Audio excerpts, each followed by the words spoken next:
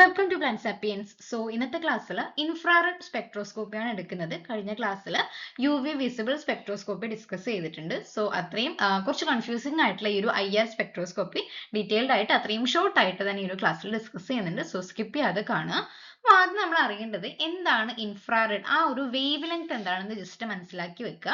അതായത് visible region കഴിഞ്ഞതിന് ശേഷം വരുന്ന ആ ഒരു റീജിയൻ ആണ് ഇൻഫ്രാറെഡ് എന്ന് പറയുന്നത്. അതായത് 700 നാനോമീറ്ററിന് ശേഷം വരുന്നത്, അതാണ് ഇവിടെ കൊടുത്തേക്കുന്നത്.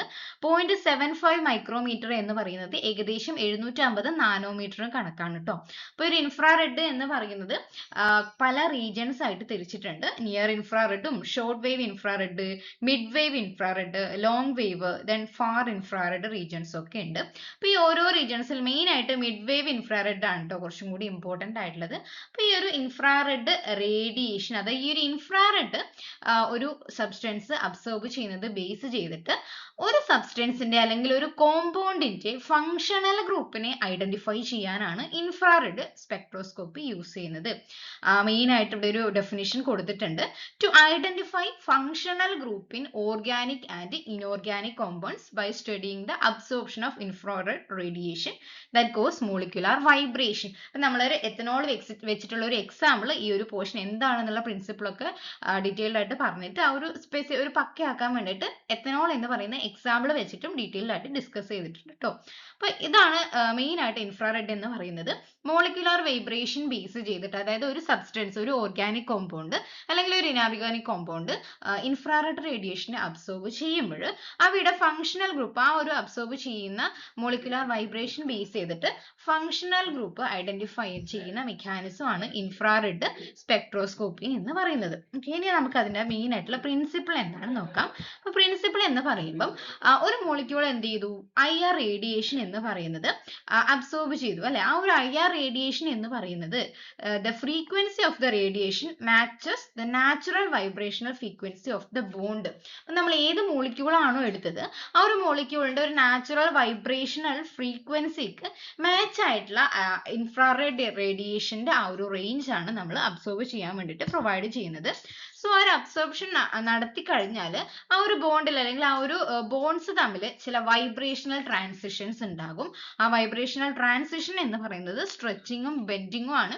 എന്താണ് സ്ട്രെച്ചിങ് ആൻഡ് ബെൻഡിങ് എന്ന് പറയുന്നത് എക്സാമ്പിൾസ് വഴിയും ഡീറ്റെയിൽഡ് ആയിട്ട് ഡിസ്കസ് ചെയ്യുമ്പോൾ പറയാം. അപ്പൊ ആദ്യം വൈബ്രേഷൻ, ആ ഒരു അബ്സോർപ്ഷൻ നടക്കുമ്പോൾ ഈ സ്ട്രെച്ചിങ് അല്ലെങ്കിൽ ബെൻഡിങ്ങോ ഉണ്ടാകും. ഇതൊക്കെ നടക്കുന്നത് ആ ഒരു മോളിക്യൂൾസിലുള്ള ബോണ്ടിലാണ് കേട്ടോ. അത് ഏതൊക്കെ ബോൺസ് ആണെന്നും ഡീറ്റെയിൽഡ് ആയിട്ട് എക്സ്പ്ലെയിൻ ചെയ്യാം.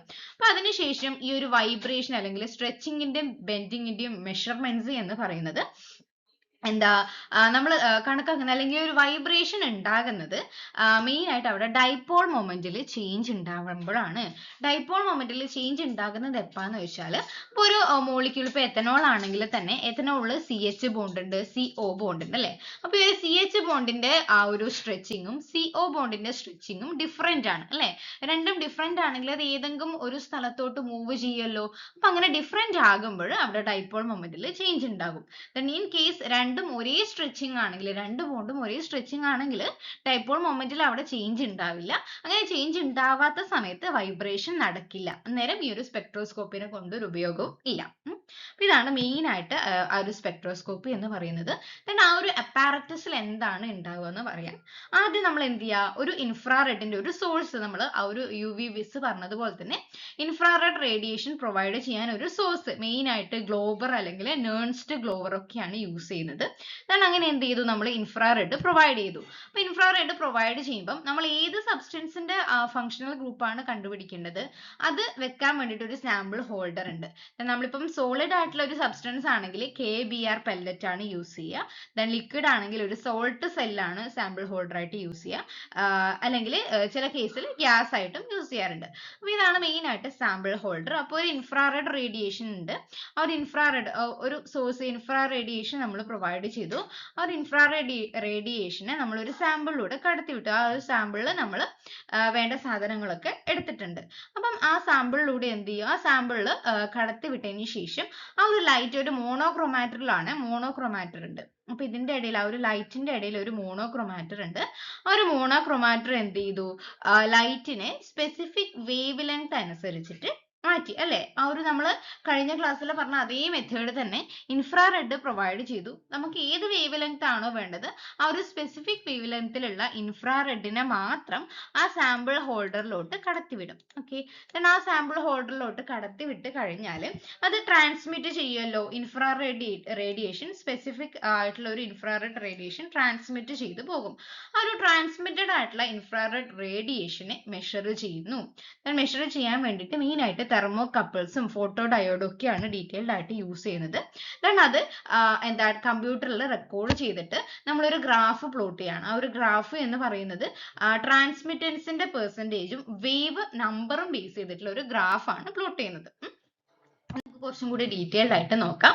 അതായത് ഒരു ഇൻഫ്രാറെഡ് റേഡിയേഷൻ, അത് എത്തനോൾ, ഇപ്പം എക്സാമ്പിൾ എത്തനോൾ പറയുകയാണെങ്കിൽ എത്തനോൾ അബ്സോർബ് ചെയ്യുമ്പം ഏതൊക്കെ ബോണ്ടിന്റെ അബ്സോർപ്ഷൻ ആണ് അല്ലെങ്കിൽ ഏതൊക്കെ ബോണ്ടിനാണ് സ്ട്രെച്ചിങ് ഒക്കെ നടക്കുന്നതെന്ന് ഡീറ്റെയിൽഡ് ആയിട്ട് ഡിസ്കസ് ചെയ്യാം കേട്ടോ. അപ്പം ഒന്നാമത്തത്, പല ടൈപ്പ് സ്ട്രെച്ചിങ് ഉണ്ട്. നമ്മളൊരു കോമ്പൗണ്ട് എടുത്തു കഴിഞ്ഞാൽ പല ടൈപ്പ് ബോണ്ട് അവിടെ ഉണ്ടാവുമല്ലോ. ആ ഓരോ ബോണ്ടിന്റെയും സ്ട്രെച്ചിങ്ങും എന്ന് പറയുന്നത് ഡിഫറെന്റ് ആയിരിക്കും. സോ അതിന് മുന്നേ ഈ ഒരു ടേബിൾ നോക്കിക്കഴിഞ്ഞാൽ, അതായത് നമ്മൾ മെയിൻ ആയിട്ട് ഈ ഒരു ഇൻഫ്രാറെഡ് ബേസ് ചെയ്തിട്ട് അബ്സോർപ്ഷൻ നോക്കുന്നത് അല്ലെങ്കിൽ ഫങ്ഷണൽ ഗ്രൂപ്പിനെ അനലൈസ് ചെയ്യുന്നത് മിഡ് ഇൻഫ്രാറെഡ് റേഡിയേഷൻ ആണ്. അപ്പോൾ ഒരു മിഡ് ഇൻഫ്രാറെഡ് റേഡിയേഷന്റെ സമയത്ത് വേവ് നമ്പർ എന്ന് പറയുന്നത് 4000 മുതൽ അല്ലെങ്കിൽ 400 ആ ഒരു റേഞ്ചിലൊക്കെ വരുന്ന വേവ് നമ്പർ ആയിരിക്കും കേട്ടോ. 4000 മുതൽ 400 സെന്റിമീറ്റർ റേസ് ടു 1 C/m ആ ഒരു റേഞ്ചിൽ വരുന്ന വേവ് നമ്പർ ആയിരിക്കും മിഡ് ഇൻഫ്രാറെഡ് റീജിയൻസിൽ ഉണ്ടായിരിക്കുക. അപ്പൊ ഈ ഒരു വേവ് നമ്പറിന്റെ അടിസ്ഥാനത്തിലാണ് ഏത് സ്പെസിഫിക് ആയിട്ടുള്ള ഫങ്ഷണൽ ഗ്രൂപ്പാണ് എന്ന് ഡിറ്റർമൈൻ ചെയ്യുന്നത് ബാക്കിയുള്ളതിനെ അപേക്ഷിച്ച്. ഇനി നമുക്ക് ഓരോ ബോണ്ടും ഏതൊക്കെ അതായത് ആൽക്കഹോൾ ആണെങ്കിൽ ആ ഓരോ ബോണ്ടിന്റെ വേവ് നമ്പർ എത്രയാണെന്ന് നമ്മൾ ബേസ് ചെയ്തിട്ടാണ് അത് ഏത് കോമ്പൗണ്ട് ആണെന്ന് കണ്ടുപിടിക്കുന്നത്. അപ്പൊ നമ്മൾ ഒരു കോമ്പൗണ്ട് എടുത്തു. ആ ഒരു കോമ്പൗണ്ടിൽ എന്തുണ്ട്? OH സ്ട്രെച്ച് ഉണ്ടെന്ന് വിചാരിക്കുക.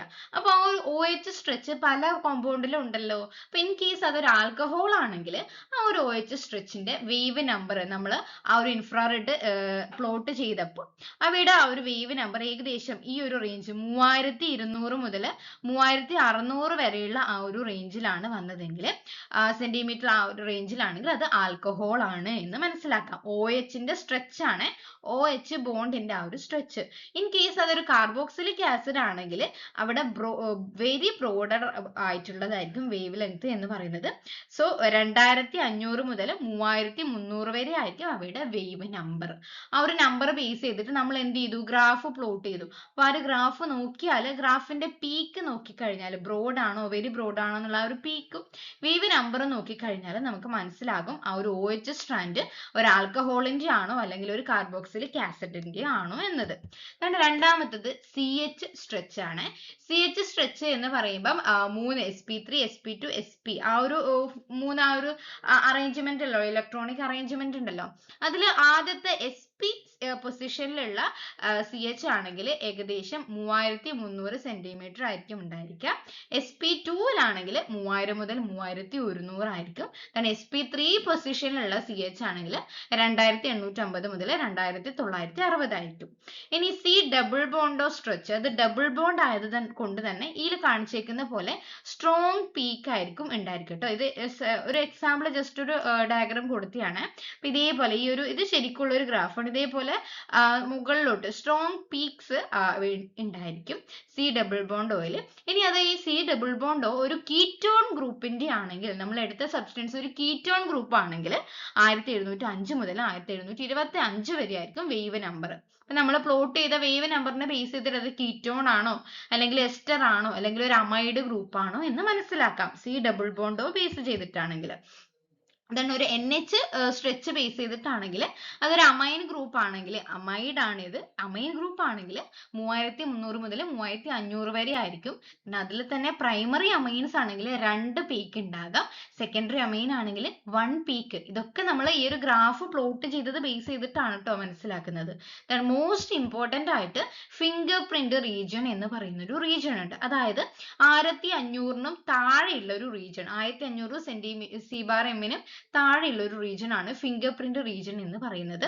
അപ്പൊ ഈ ഒരു ഫിംഗർ പ്രിന്റ് റീജിയൻസിൽ കോംപ്ലക്സ് ആയിട്ടുള്ള കുറച്ച് അബ്സോർപ്ഷൻ ബ്രാഞ്ച് ഉണ്ടായിരിക്കും. അതായത് ഈ ഒരു റീജിയൻസിലായിരിക്കും ആ ഒരു സ്പെസിഫിക് കോമ്പൗണ്ടിന് യുണീക്ക് ആയിട്ടുള്ള എല്ലാ കോമ്പൗണ്ടിന്റെയും യുണീക്ക് ആയിട്ടുള്ള ചില അബ്സോർപ്ഷൻ ബാൻഡ് കാണിക്കുന്നത്. അപ്പൊ ഈ ഒരു ബാക്കി എല്ലാം വെച്ചിട്ട് നമുക്ക് അസ്യൂം ചെയ്യാം ഇത് ഇന്ന ആൽക്കഹോൾ ആണ് എന്ന്. പക്ഷെ അത് സ്പെസിഫൈ ചെയ്ത് കൺഫേം ചെയ്യണമെങ്കിൽ ആ ഒരു ഫിംഗർ പ്രിന്റ് റീജിയൻ നമ്മൾ നോക്കിയാൽ മതി. ഓക്കെ, അപ്പം ഇങ്ങനെയാണ് നമ്മൾ ആ ഒരു അബ്സോർബൻസ് കണ്ടുപിടിച്ചിട്ട് അല്ലെങ്കിൽ ആ ഒരു ഇൻഫ്രാറെഡ് റേഡിയേഷൻ വഴി ആ ഒരു മെത്തേഡ് ചെയ്തിട്ട് ഇങ്ങനെ ഒരു ഗ്രാഫ് നമ്മൾ ഉണ്ടാക്കുകയാണ്. ആ ഒരു ഗ്രാഫിൽ വേവ് നമ്പർ ബേസ് ചെയ്തിട്ട് വേവ് നമ്പർ ബേസ് ചെയ്തിട്ട് ഓരോ ബോണ്ടിന്റെയും സ്ട്രെച്ച് ആണ് കേട്ടോ ഈ ഒരു വേവ് നമ്പർ ആയിട്ട് ഉദ്ദേശിക്കുന്നത്.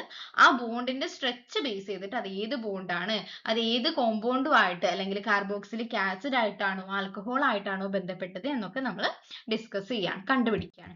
നമുക്കൊരു എക്സാമ്പിൾ എടുക്കാം. ഈ എക്സാമ്പിൾ കൂടി പറഞ്ഞാൽ നിങ്ങൾക്ക് തീർച്ചയായിട്ടും മനസ്സിലാകും. അപ്പം എത്തനോൾ, നമുക്കറിയാം എത്തനോൾ ഒരു ആൽക്കഹോൾ ആണ്. പക്ഷെ നമ്മൾ ഇൻഫ്രാറെഡ് ആ ഒരു സ്പെക്ട്രോസ്കോപ്പ് വെച്ചിട്ട് എത്തനോൾ ഒരു ആൽക്കഹോൾ ആണ് എന്ന് ഐഡന്റിഫൈ ചെയ്യാണ്. അപ്പൊ ഇതാണ് ഒരു എത്തനോളിന്റെ സ്ട്രക്ചർ.